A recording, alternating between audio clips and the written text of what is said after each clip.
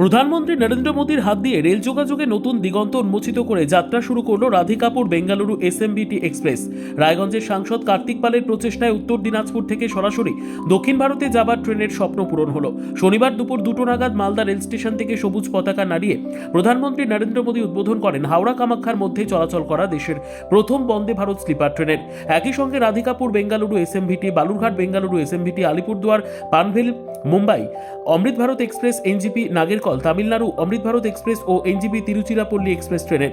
ভোটমুখী বাংলায় নতুন বছরের শুরুতে 6টি নতুন ট্রেনের উদ্বোধনী মূল অনুষ্ঠানের আয়োজন করা হয়েছিল মালদা রেল স্টেশনে।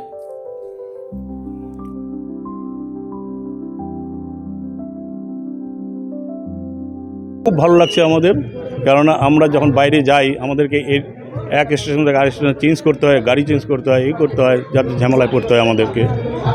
আর আমরা বাইরে গিয়ে টিকিট পাই না চট করে, তার জন্য আমাদের এই যে রাধিকাপুর থেকে যে ট্রেনটা আছে, আমরা 2 মাস আগে 3 মাস আগে আমরা টিকিটটা করে রাখতে পারবো। কেননা আমাদের এখান থেকে যে আমরা বাইরে যাব, ট্যুরে যাই হই বা হচ্ছে আমাদের ট্রিটমেন্টের জন্য যাই, ব্যাঙ্গালোর হোক বা আরও অন্য কোনো রাজ্যে তো যেতে চাই, তাহলে এই ট্রেনটাতে আমরা যেতে পারবো। এবং এর জন্য আমি অশ্বিনী বৈষ্ণব রেলমন্ত্রী তাকে অসংখ্য ধন্যবাদ জানাচ্ছি।